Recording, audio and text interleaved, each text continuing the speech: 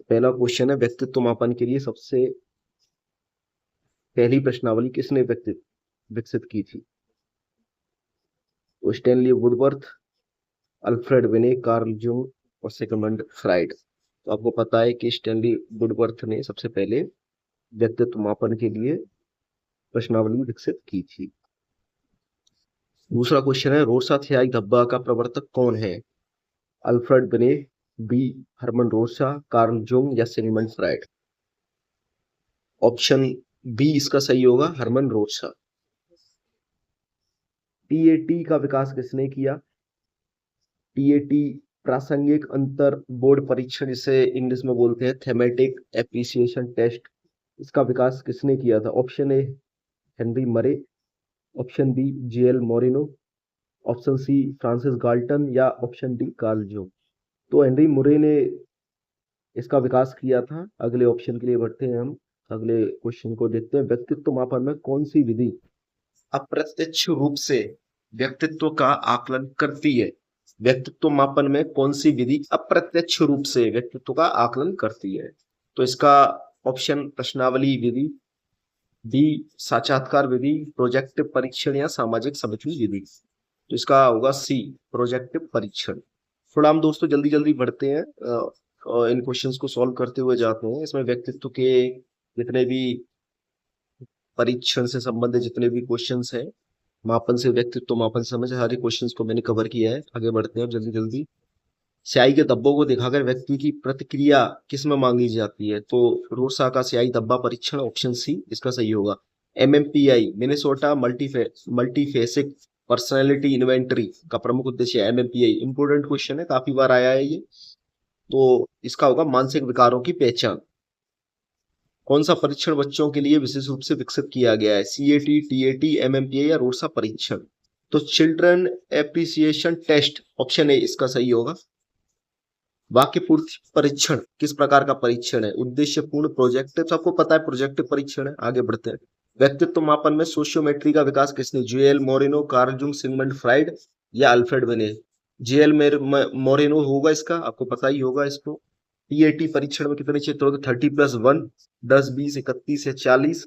तो आपको पता है थेमेटिक एप्टीट्यूड टेस्ट में 30+1 क्षेत्र होते हैं, तो टोटल 31 हो गए। प्रोजेक्टिव तकनीक में कौन सा प्रमुख तत्व? प्रोजेक्टिव तकनीकों में कौन सा प्रमुख तत्व है? सीधे प्रश्न, अप्रत्यक्ष प्रतिक्रिया, संरचित साक्षात्कार और स्पष्ट उत्तर। तो अप्रत्यक्ष प्रतिक्रिया, बच्चे उसको चित्र जो दिखाए जा रहे हैं उनको देख के बच्चों की क्या प्रतिक्रिया रहती है, उसके ऊपर ये टेस्ट किए जाते हैं। तो ये अप्रत्यक्ष प्रतिक्रिया के ऊपर फोकस्ड रहती है। व्यक्तित्व मापन में किसने शब्द साहचर्य परीक्षण को लोकप्रिय बनाया? शब्द साहचर्य परीक्षण को किसने इसमें लोकप्रिय बनाया? Francis Galton, Carl Jung, Sigmund Freud या अल्फ्रेड विने? कार्ल जूंग ने इसको फेमस किया था व्यक्तित्व मापन में। प्रश्नावली विधि के लाभ क्या है?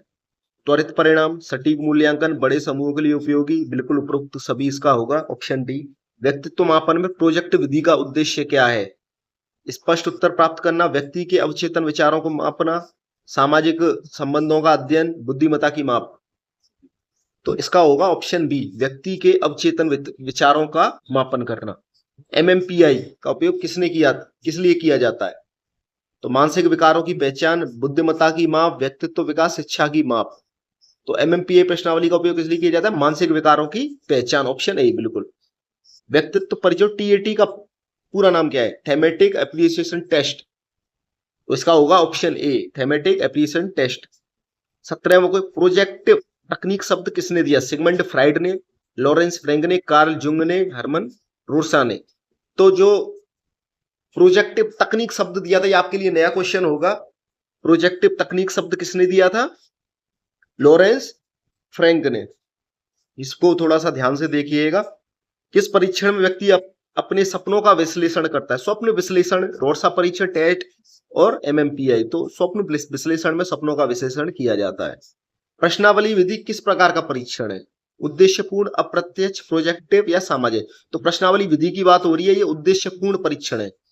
शब्द साहचर्य परीक्षण का उद्देश्य क्या है? बौद्धिक क्षमता की जांच, अवचेतन मानसिक प्रक्रियाओं का पता लगाना सामाजिक संबंधों की पहचान, स्पष्ट प्रश्नों का उत्तर प्राप्त करना। और सी और डी इसमें होगा नहीं, आपको पता है अवचेतन मानसिक प्रक्रियाओं का पता लगाने के लिए किया जाता है। ये 30 क्वेश्चन हो चुके, ये 30 क्वेश्चन और है, 20 हो गए आपके। 30 क्वेश्चन और देखते हैं। तो 21वां क्वेश्चन की तरफ बढ़ते हैं।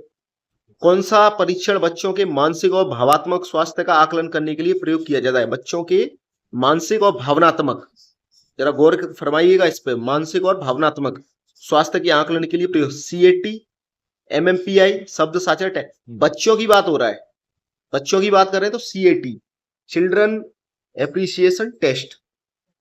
व्यक्तित्व मापन की किस विधि में व्यक्ति के अवचेतन विचारों का मापन अप्रत्यक्ष रूप से किया जाता है? साक्षात्कार, प्रश्नावली, प्रोजेक्टिव, सामाजिक, समिति विधि। अवचेतन विचारों का मापन अप्रत्यक्ष विधि कौन सी है? तो प्रोजेक्टिव मेथड है, आपको पता होगा, option C projective method. Projective तकनीकों में प्रयोग होने वाली विधि कौन सी विधि है? MMPI, सोशियोमेट्री, TAT या वाक्य पूर्ति परीक्षण। तो इसमें कौन सी होगी? TAT, thematic appreciation test. इसमें कार्ड्स होते हैं 30+1, 30+1, 31 कार्ड्स का यूज किया जाता है। MMPI का प्रोजेक्टिव 23वां क्वेश्चन फिर से देखते हैं। प्रोजेक्टिव तकनीकों में प्रयोग होने वाली प्रमुख विधि, प्रोजेक्टिव तकनीक में सबसे इंपोर्टेंट विधि कौन सी है? TAT।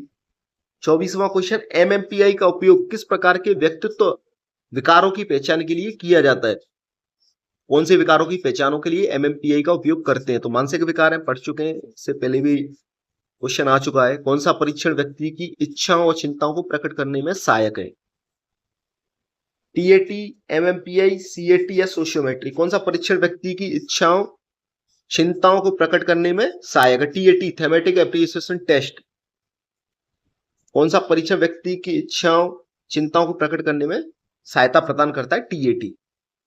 रोरसा परीक्षण के आधार पर व्यक्तित्व के कौन से पहलू का अध्ययन किया जाता है?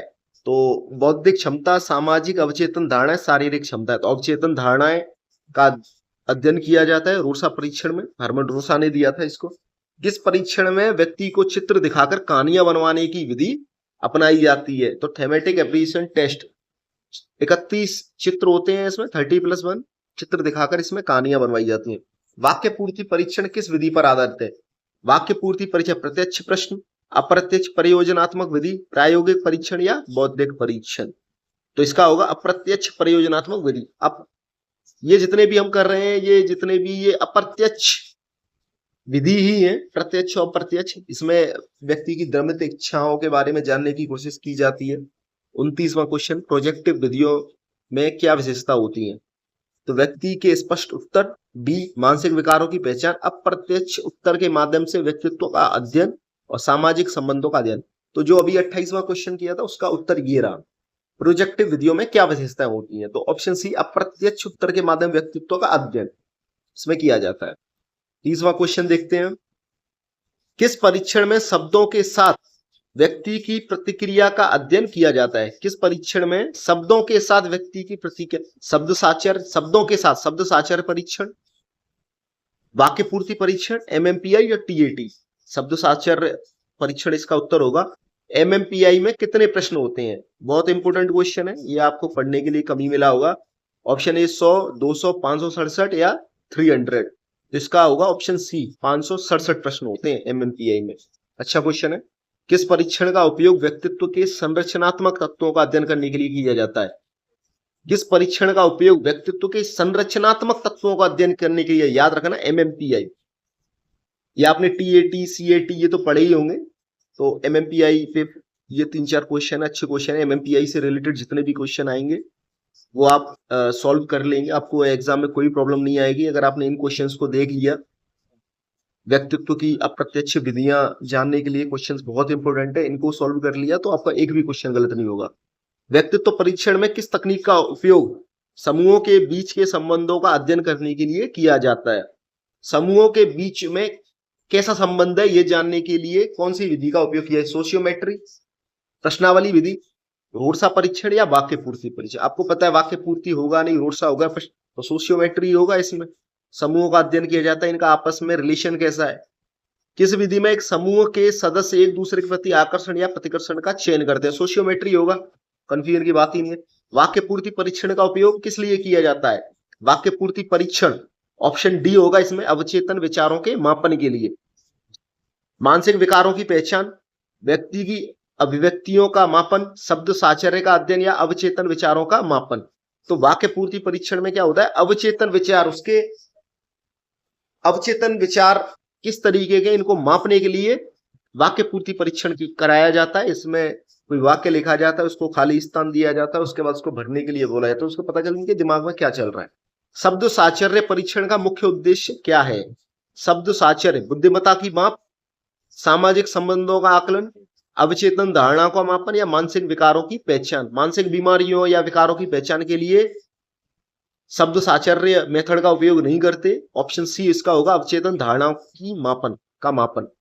कौन सा परीक्षण अप्रत्यक्ष रूप से व्यक्तित्व का अध्ययन करता है? कौन सा परीक्षण अप्रत्यक्ष रूप से व्यक्तित्व का अध्ययन करता है? सोशियोमेट्री, प्रश्नावली, रोडसा या एमएमपीआई?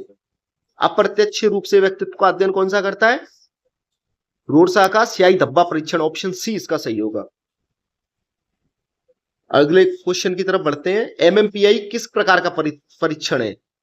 प्रोजेक्टिव मेथड है, उद्देश्यपूर्ण है, सामाजिक या प्रत्यक्ष? अच्छा क्वेश्चन है ये, बहुत सारे लोग इसको प्रोजेक्टिव मेथड कर देंगे या प्रत्यक्ष कर देंगे, याद रखना है ये।